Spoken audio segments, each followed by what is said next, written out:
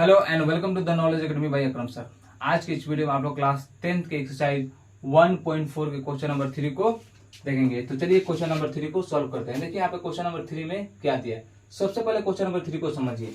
दिया है कि कुछ वास्तविक संख्याओं के दशमलव प्रसार नीचे दर्शाए गए हैं। ठीक है, प्रत्येक स्थिति के लिए निर्धारित कीजिए कि यह संख्या परिमेय संख्या है। यानी कि यहाँ पे जो भी नंबर दिया है तो सबसे पहले हमको पता करना है कि परिमेय संख्या है या नहीं है। दूसरी बात, यदि यह परिमेय संख्या है तो P बाई Q के रूप का है तो Q के अभाज्य गुणनखंडों के बारे में आप लोग क्या कर सकते हैं। यानी कि अगर ये परिमेय संख्या है तो इसे P बटा Q के रूप में चेंज कीजिए, और अगर P बटा Q के रूप में है तो आप लोग इसे Q यानी कि नीचे वाला हर के अभाज्य गुणनखंड के बारे में आप लोग क्या कह सकते हैं, अपनी राय दीजिए।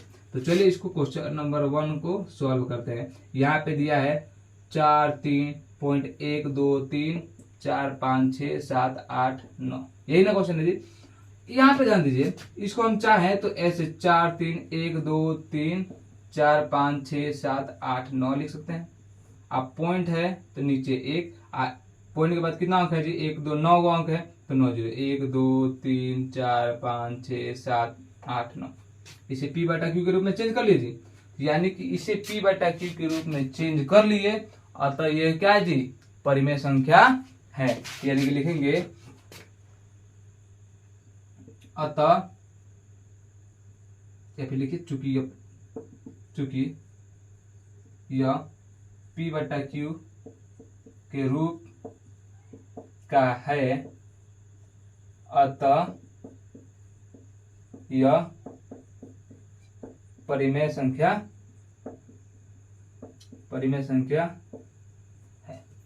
पहला चीज, ये परिमेय संख्या है। अब परिमेय संख्या है क्योंकि P बटा Q के रूप में है, और पूछा जाए कि Q के अभाज्य गुणनखंडों के बारे में आप लोग क्या कह सकते हैं। तो अगर 10 है 10 का पावर या 0 0 कितना भी हो, इसका पावर कुछ भी होता है तो उसका अभाज्य गुणनखंड क्या होता है जी, 2 और 5 होता है। 2 और 5 मिलके ही ना 10 आता है जी। तो इसको हम लिख सकते हैं, 10 का पावर 9 है ना तो 9 0, और 2 और 5 का पावर क्या है, 9 9 है। ठीक है, यानी कि इसका अभाज्य गुणनखंड क्या होगा, 2 और 5 होगा। और 2 और 5 होता है वो शांत होता है, क्या शांत होता है जी, शांत होता है। लिखेंगे इस हर का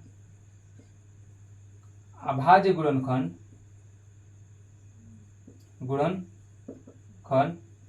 2 का पावर n लिख दीजिए, क्योंकि अगर निकालिएगा और कोई और क्वेश्चन हो तो निकालने में दिक्कत होगा। तो हर का अभाज्य यहाँ पे लिख दीजिए, चूंकि हर का अभाज्य गुणनखंड 2 का पावर n इंटू 5 का पावर m के रूप का है, अतः यह शांत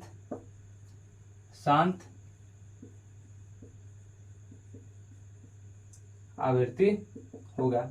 और यही है, यानी कि 2 क्वेश्चन पूछा जा रहा है। एक तो सबसे पहले पता करना है कि परिमेय है कि नहीं है, पता कर लिए कि परिमेय संख्या है। और दूसरी बात कि आप लोग हर के बारे में क्या बोल सकते हैं, तो हर के बारे में ये बोल सकते हैं कि इसका अभाज्य गुणनखंड इस रूप में होगा और इस रूप में है तो ये क्या होगा, शांत आवर्ती होगा। यानी कि दशमलव प्रसार में चेंज हो सकता है, और आसानी से यहाँ पे देख सकते हैं कि ये दशमलव प्रसार में कैसे चेंज हुआ है। चलिए अब आते हैं आगे, क्वेश्चन नंबर 2। क्वेश्चन नंबर 2 को जब हल करेंगे तो यहाँ पे ये दिया है ना जी, यानी कि 0.120 1200 1200 1212340 डॉट डॉट।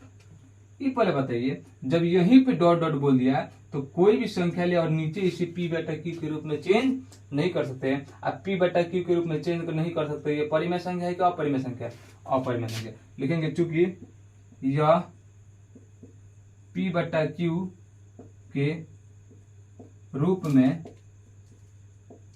नहीं हो सकता,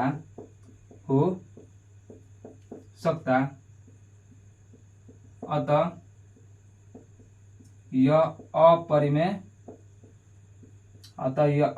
संख्या है। क्या है जी, अपरिमेय संख्या है। और जब अपरिमेय संख्या है यानी नीचे हमारा जो पार्ट है वो निर्धारित ही नहीं है कि इसके नीचे क्या होगा, तो जब डॉट डॉट आता है तो क्या होता है जी, हमारा अशांत होता है। तो हम लोग क्यू के बारे में क्या बोल सकते हैं क्यू के बारे में कुछ नहीं बोल सकते हैं, यही बोल सकते हैं कि क्या होगा, यह अशांत आवृत्ति का होगा। अतः यह अशांत आवृत्ति का होगा। और वैसे भी देख रहे हैं कि अशांत आवृत्ति का है। क्वेश्चन नंबर 3, क्वेश्चन नंबर 3 को हल कीजिए। ये सिर्फ समझने वाला चीज है, ठीक है। यहाँ पे दिया 4 पॉइंट यानी 4 पॉइंट 1 2 3 4 5 6 7 8 9 ऐसे है ना क्वेश्चन। चलिए इसे पी बटा क्यू के रूप में चेंज करना है। तो इसे पी बटा क्यू के रूप में चेंज कर सकते हैं? नहीं कर सकते हैं, क्योंकि इन संख्या के ऊपर बार देता है, और बार का मतलब होता है 4 3 पॉइंट 1 2 3 4 5 6 7 8 9, और इसको फिर से लिखते हैं 1 2 3 4 5 6 7 8 9। यहाँ पे बार लगा दीजिए, फिर ये रिपीट कर सकता है, फिर रिपीट करेगा, फिर रिपीट करेगा, यानी कि डॉट डॉट है। जब डॉट डॉट है तो इसे पी बटा क्यू के रूप में चेंज कर सकते हैं? नहीं कर सकते हैं। लिखेंगे चूंकि यह पी बटा क्यू के रूप में नहीं हो सकता, पी बटा क्यू के रूप में नहीं हो सकता, अतः यह अपरिमेय संख्या है। पी बटा क्यू के रूप में चेंज नहीं हो सकता, क्या है जी? अपरिमेय संख्या। और अपरिमेय संख्या है तो आपको पता चल ही रहा है कि डॉट डॉट आ रहा है, रिपीट आ रहा है, तो ये कौन सा शांत होगा? क्या शांत होगा? अतः यह अशांत आवृत्ति का है। अतः यह अशांत आवृत्ति का है। इस तरह से आपका क्वेश्चन नंबर 3 सॉल्व हो गया। इसमें सिर्फ ये पता करना था पी बटा क्यू के रूप में चेंज हो रहा है कि नहीं हो रहा है। जो हो रहा है परिमेय संख्या, जो नहीं हो रहा है अपरिमेय संख्या। और उसके हर के बारे में आप लोग क्या बोल सकते हैं? तो हर के बारे में यही कर सकते हैं, इसका भाज्य गुणनफल इस रूप में होगा क्योंकि शांत है, और ये अशांत है, ऑलरेडी दिख रहा है डॉट डॉट, तो ये क्या होगा? अशांत आवृत्ति का होगा। ये क्या होगा जी? इसका भाज्य गुणनफल 2 का पावर n इंटू 5 के पावर n के रूप में चेंज नहीं हो सकता, यही लिखना है। अशांत आवृत्ति का मतलब क्या है? 2 का पावर n इंटू 5 के पावर n के रूप में नहीं हो सकता। ये 2 का पावर n इंटू 5 के पावर n के रूप में नहीं हो सकता। ये 2 का पावर n इंटू 5 के पावर n के रूप में हो सकता है, क्योंकि ये परिमेय संख्या है। इस तरह से आपका एक्सरसाइज 1.4 का 3 नंबर क्वेश्चन सॉल्व हो गया, और साथ ही साथ एक्सरसाइज 1.4 भी खत्म हो गया, और आपका चैप्टर 1 भी पूरी तरह से कंप्लीट हो गया। अब हम लोग आपसे मिलेंगे नेक्स्ट चैप्टर यानी कि चैप्टर नंबर 2 बहुपद पोलिनोमियल में। तो चलिए हम लोग छोटा सा ब्रेक लेते हैं और आपसे मिलते हैं अगले वीडियो में। जब तक take care, bye bye, have a nice day.